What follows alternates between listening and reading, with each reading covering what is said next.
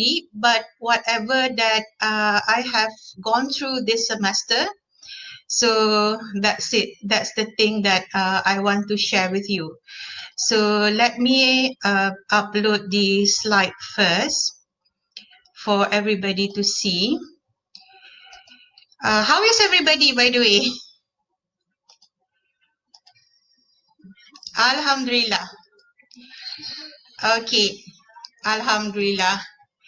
Okay, here goes, yeah. Bismillahirrahmanirrahim. Now, this is actually my personal journey, my experience, my observation. So I wouldn't say that it's best practices. I would just name it as some practices for online teaching and learning. I cannot claim this as best because I have yet to do some sort of validation, but I'm hoping that whatever that I'm about to share can benefit everybody who's watching. And of course, you are free to ask questions, no problem. Before we start, let's have a look at the outline of my presentation. We're going to start with a little bit of introduction. And then we are going to have a look at what we are facing now. Of course, I'm sure everybody knows what we are facing now. And then how to react to this new scenario. Some working strategies, challenges that I have faced this semester, remaining semester, and what next. So let's begin. Now, as I said, this is a sharing session of my own personal journey, my personal experience, and my personal observations. When we started online teaching, it was actually during week 6. So for the first 5 weeks of the semester, we have actually done face-to-face, and then we continue with the online teaching processes. Now, my main focus, and I'm sure all of you are concerned with whether students are acquiring what they are supposed to be getting. So if you're talking about courses, of course, every course has course learning outcomes. So we have to make sure that the students actually achieve or fulfill the course learning outcomes. And another question that I heard is the fact that whether online teaching and learning is suitable for all courses. Now, my personal opinion, looking at the current situation, is no. We have courses for programs such as engineering, medical programs, as well as perhaps our AKP programs that some of them require face-to-face teaching and learning.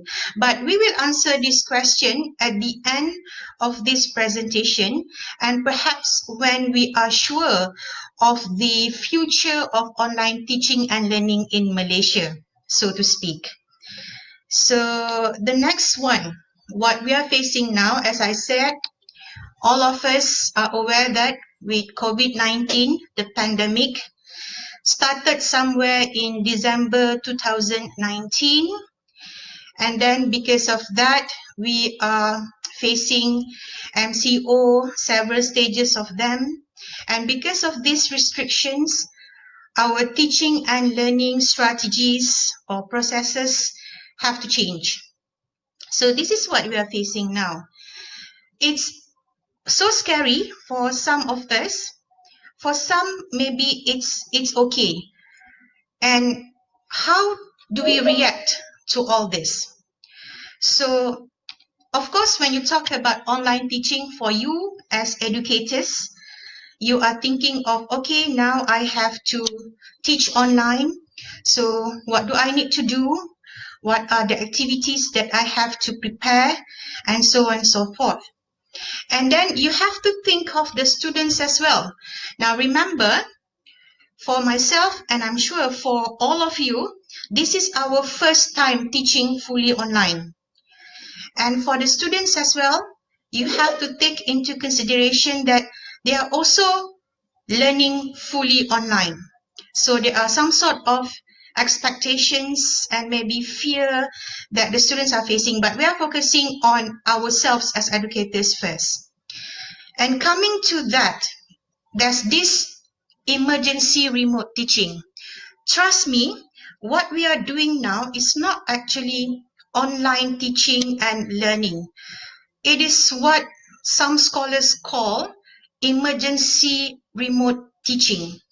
Now, lessons that are planned for face-to-face sessions and when they are suddenly transformed into online sessions, that's what we call emergency remote teaching.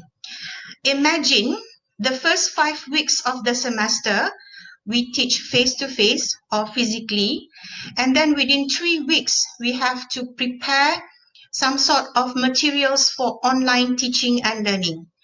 Now, online teaching and learning actually involves significantly more planning and design. Now, if you look at, for example, Open University or distance education, they have a very good design and they have actually developed effective, engaging online education. So what we are doing now to address the issue is actually just emergency remote teaching because education cannot stop. So what else that happened to me? What's my reaction? It's the fact that panic goji. I went into this panic goji state when I actually have to think of how to actually transform my physical materials into online or digital materials. Now, basically, the term pedagogy was coined by Sean Michael Morris from the University of Colorado, and for Kamenis 2020. So this is very recent. Kamenis said that pedagogy is understanding the students' practicalities of physical readiness and or limitations. But for me personally, what is pedagogy is the fact that my own readiness to transform my teaching from classroom teaching to 100% online teaching. And two questions that I always have in mind. What are the best materials that I have to use? And what are the best platforms that I can use in order to engage the students? So some working strategies. Now, again, I would like to re-emphasize that these are all my own practices. There are, of course, flaws here and there, but I just want to share with you what I did. So there are two actually under these working strategies. The first one, I believe that we have to organize our online session classes. So the first thing, you or I actually remind my students of the next online lessons. Although they know that the schedule is for my class every Monday and every Tuesday, but on Sunday, I will always remind them. Because remember, this is also the students' first time, and what more, they are not on campus, they are at home. So perhaps they have some sort of issues. So we need to remind them. It's a lot of work, trust me. And you have to inform the students of your expectations. What is it that you want the students to do during the online session classes that you have? Follow the planning of your online lessons or sessions. You have to follow the same routines. For example, for my class on Monday, I will always use one platform. And for Tuesdays, I will use the other platforms that we have agreed on. Now, the options for these platforms, of course, you have to discuss with the students because our students also have some sort of restrictions or limitations. Now, you have to respond immediately to students' question. The fact that when they ask you something, then you have to immediately respond to them because I believe that your presence virtually is very, very important to or for the students to know that you care about them. And then use the same physical timetable. What I meant is, let's say the first 5 weeks for face-to-face sessions, your classes are on Mondays and Tuesdays. So for your online sessions, you must also stick to that. You must try and make it possible so that the students know that they are on session. And especially this routine can help family members at home to understand that the students are actually, learning and on semester, not on break, not on their study break. And we can prepare guidelines or some sort of SOPs for the students to understand. Because remember, we have started 5 weeks earlier and we have maybe assigned or issued some sort of assignments for the students or case studies or whatever task that you have assigned. So what will happen to that task? So you have to prepare some sort of guidelines. And the second important aspect, I believe that, of course, all of you must have used other different platforms. It's okay. It doesn't matter what suits your classrooms the best. That's the most important thing. So these platforms can be synchronous as well as asynchronous. So the first one, what I use is actually WhatsApp. Now, WhatsApp is a very good, I believe, a good emergency remote teaching tool because it requires low data consumption, easily accessible. It's for everyday lessons. You can share video nuggets or images, and then you can actually utilize the voice notes. Now, voice note is very, very interesting. You can actually engage or you can promote active learning by asking the students to answer questions or respond using voice notes. And video nuggets is actually a video or a clip lesser than perhaps 2 or 3 minutes.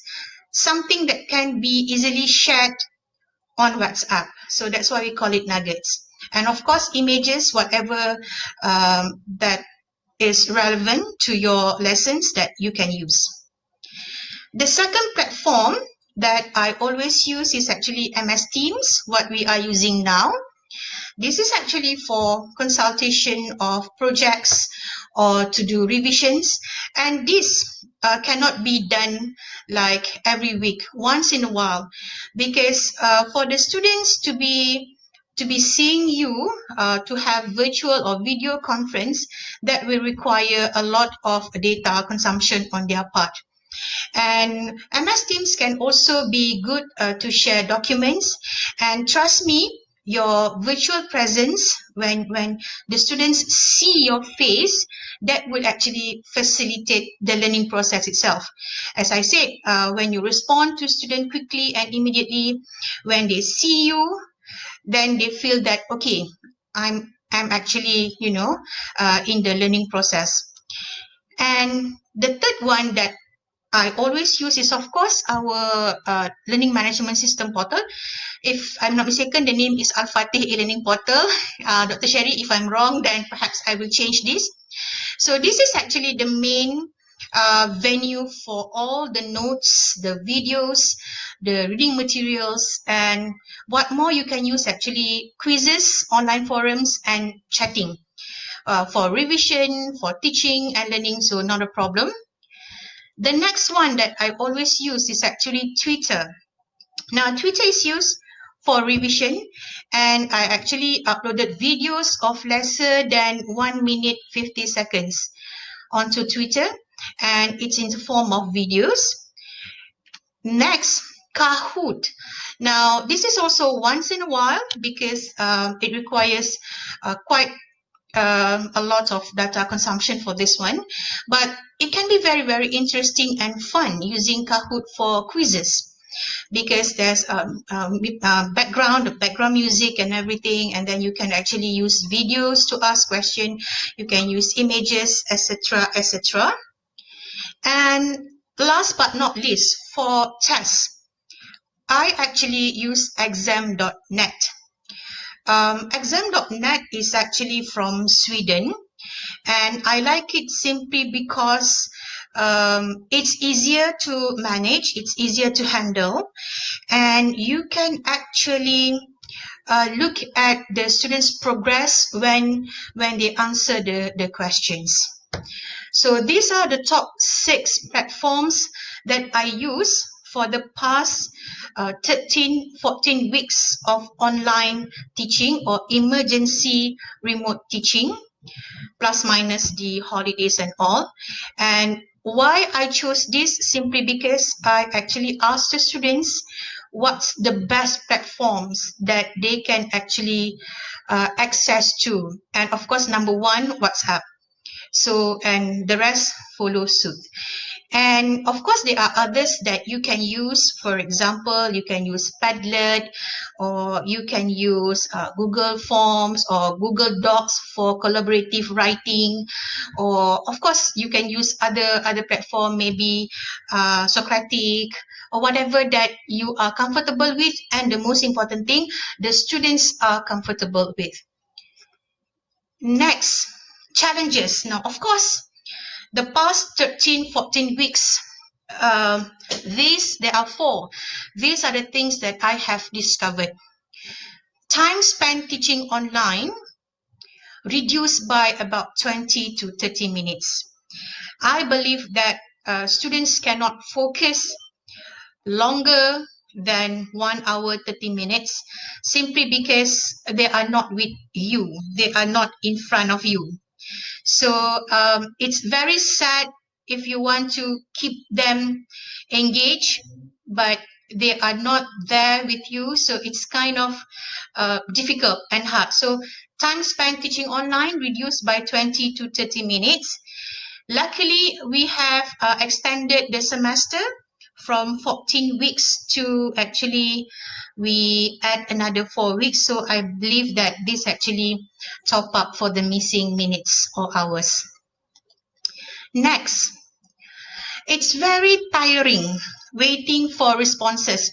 If you have synchronous teaching and when you ask questions, waiting for the students to answer, it's very tiring.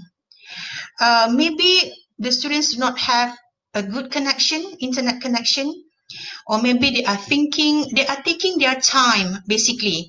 Remember, they are not used to fully online learning. So I believe they are demotivated as well. I'm not sure. There must be research on this. The third one is actually my challenge, my personal challenge is selecting and curating the best teaching materials to teach online. Now remember, the students do not have you physically to ask questions. They can only WhatsApp you. And perhaps what they want to ask is not what they meant. So whatever materials that you choose must be able to stand on its own, must be able to help students to understand whatever lessons that they are facing at the moment. And last but not least, students mostly learn asynchronously. And because of this, you cannot provide immediate feedback.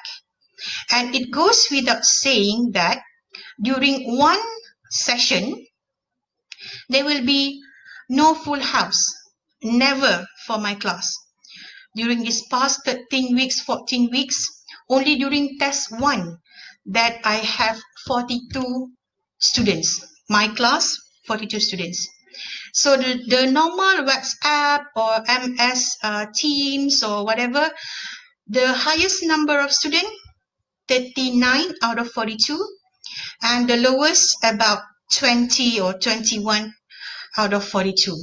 So when you check the WhatsApp log, you check the message, you will be able to see that progressively the number of those who actually read has increased.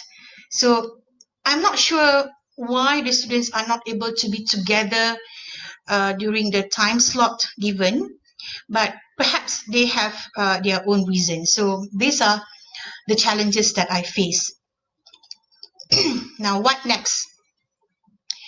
Of course, as educators, I have to validate the strategies or the platforms that I have used, the organizations that I have planned for my online sessions. I have to validate that for the purpose of betterment, to improve. Because as I said, we are not sure of the future of online teaching and learning. So validation must be done. And most importantly, I believe we have to be prepared for teaching online. So hopefully, there will be no more emergency remote teaching and there will be no more panic coaching. Because once we have actually designed and developed well, I believe that a lot of things will become better and the students will become happier, inshallah. So we have to be prepared for this. And we have to accept this new normal in teaching and learning. As I said, the future is unknown. So we are not sure, maybe after 31st December 2020, the government decides to actually prolong online teaching and learning. Or maybe the students are given options. Some of them can come to the physical classes and some of them can actually be at home and learn online. So we are not sure of this, but we have to accept this new normal in teaching and learning. Now, before we actually end the session, I would like to share with you what I actually have what I have prepared. Remember the 6 platforms that I use. So I would like to share with you how they actually look like. So please bear with me. It's not going to be long. One video maybe about 40 seconds or so.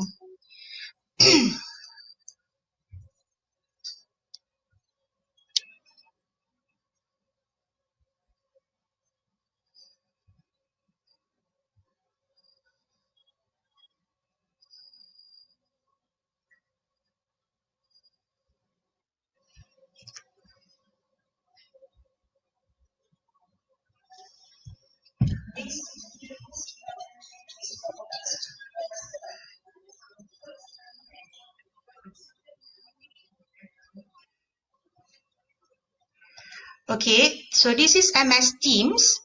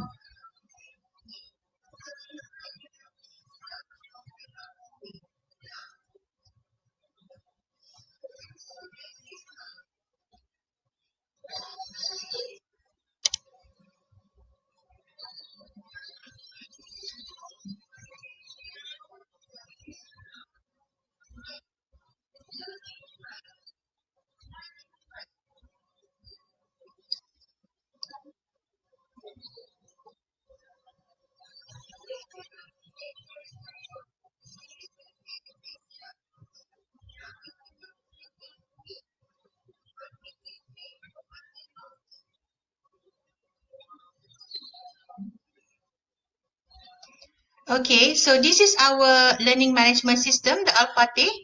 So this is actually the SOP that I talk about, or the guideline that I have prepared for the students.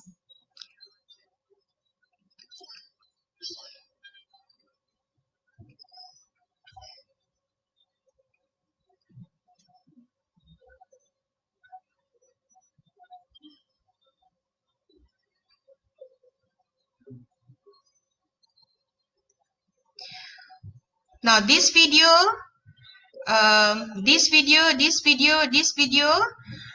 were actually developed during this emergency remote teaching to add to the existing one. And this is the revision video.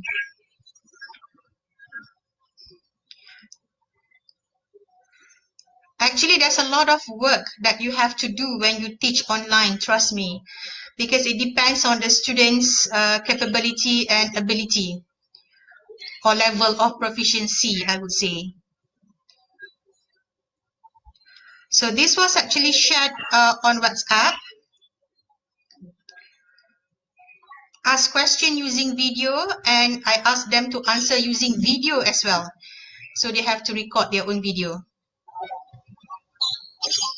And of course, our Moodle LMS here, there's a lot of functions that you can use. So please utilize this, and I'm sure that every FPJB has the coordinator that would be happy to help you using all these functions that we have on our Moodle or our learning management system. It's very user friendly too, so very nice to use this. And then we have, this is the Twitter that I uploaded on Twitter. This is the one example of the videos.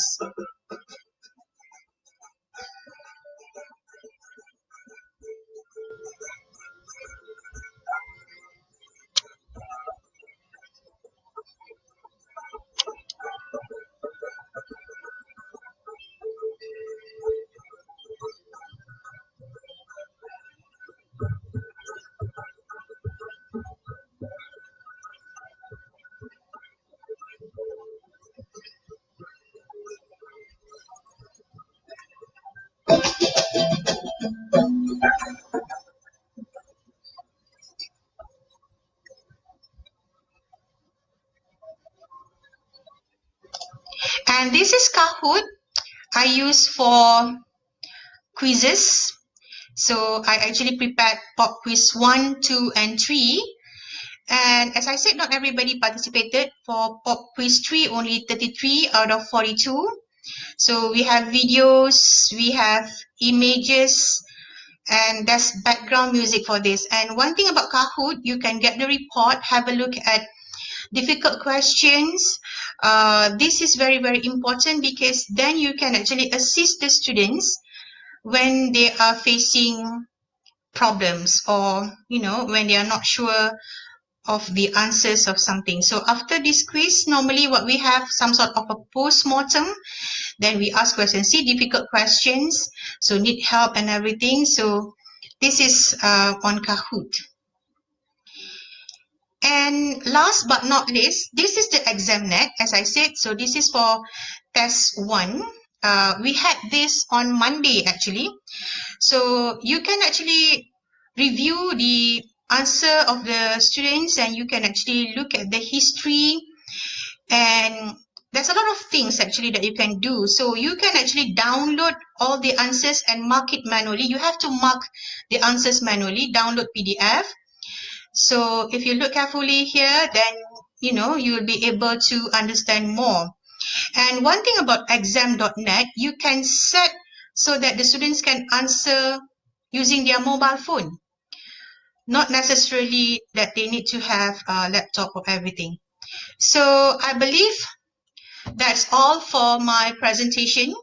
If there's any questions, I'm very happy to answer them. So thank you very much for listening. Sure. May I know who's on the line? Sorry. Okay. Okay. All right.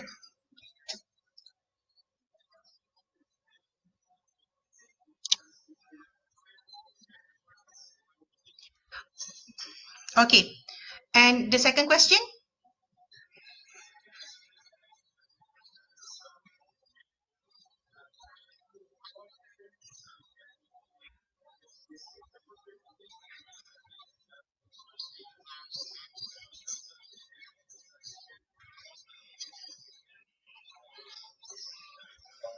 Okay, thank you very much, Doctor. So for the first question, what's the main difference between online teaching and emergency remote teaching? So it's very simple. What we are doing now for the past 13 to 14 weeks is what we call emergency remote teaching, because we never plan to teach online. So our materials, we have prepared for physical classes, for face-to-face classes, and then suddenly when we transform the materials into online format or digital format, That's what we call emergency remote teaching. Now, emergency remote teaching will only be applicable during this period of time. Now, let's say next year, the government or the Ministry of Higher Education has announced that, okay, everything will be online, then we have more time to prepare. And when you say that you have more time to prepare, then it's no longer emergency remote teaching. It's online teaching. Does that answer the question?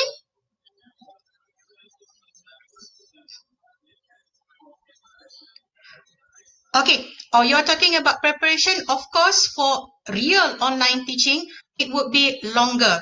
Your design for online teaching will match the platform that you are using. Now, WhatsApp is an example of the platform for emergency remote teaching, because if you look at the pedagogy of online teaching and learning, WhatsApp is not one of them.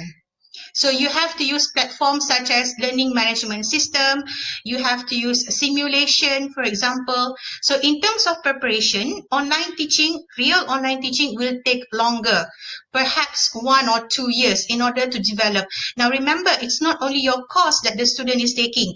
It's like maybe the whole program may have about 14 or 40 courses altogether, and these 40 courses must tie together. They have to tie together. So that is in terms of the length of time to prepare. Now, for the second question about exam.net, the kind of questions that you can ask, actually, because you can upload using PDF, just the normal PDF you upload. So many types or various types of question is applicable. In fact, there's a algorithm or mathematical symbols that you can actually include for the students. Now, if you want to explore more, you can go to exam.net, or I can share you the video that I have prepared. I will email you for exam.net. All right. Thank you very much. Thank you very much.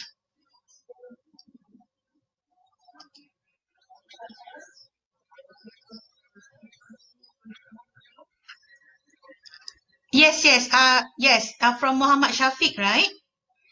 Okay, when you said online teaching is reduced by 20 to 30 minutes, is it due to interference, lack of interaction for the purpose? Okay, now to answer this question, we never know the real reason for the reduced hours of teaching and learning.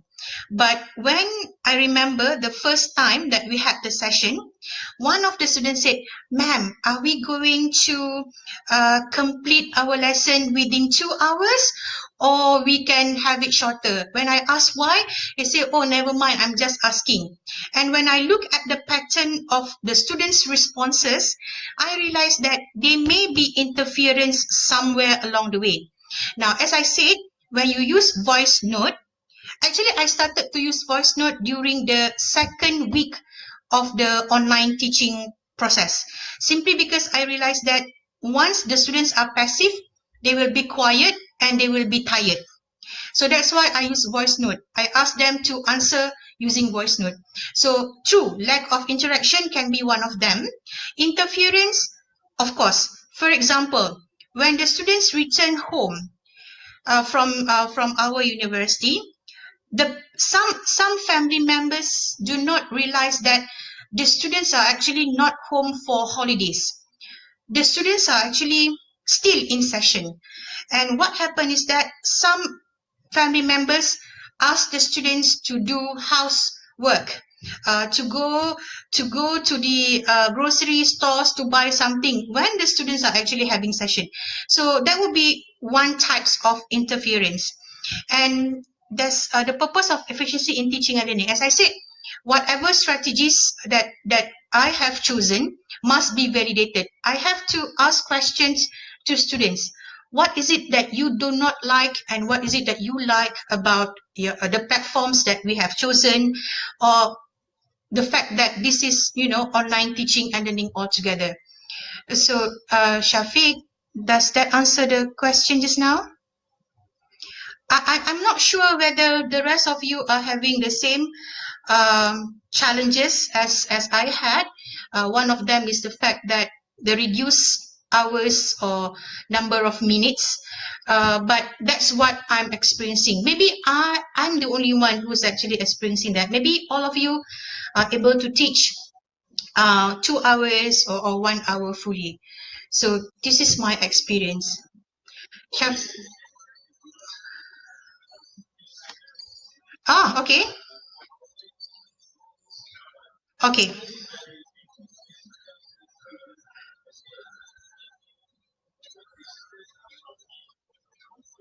sure.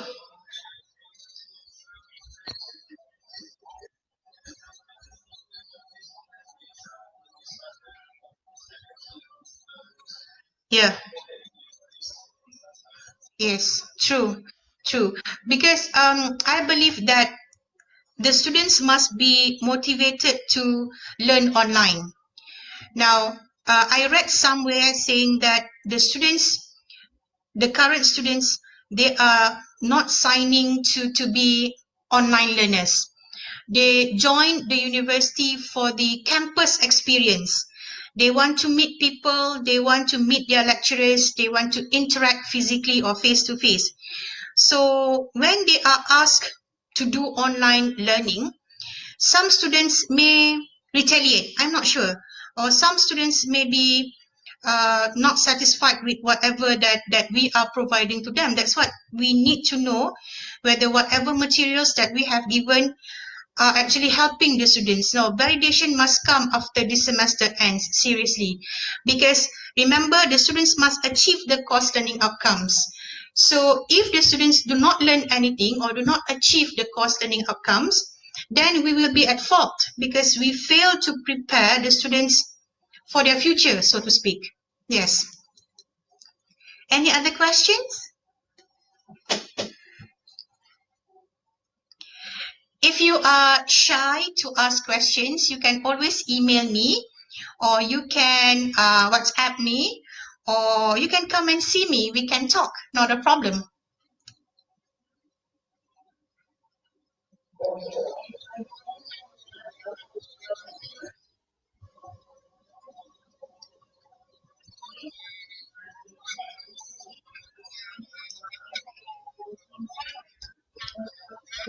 Thank you very much.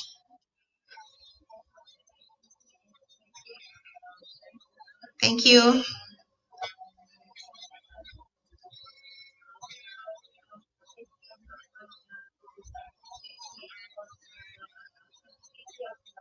Yes,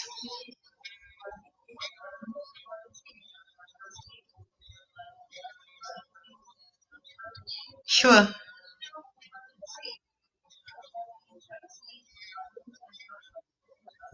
sure. Thank you. Thank you.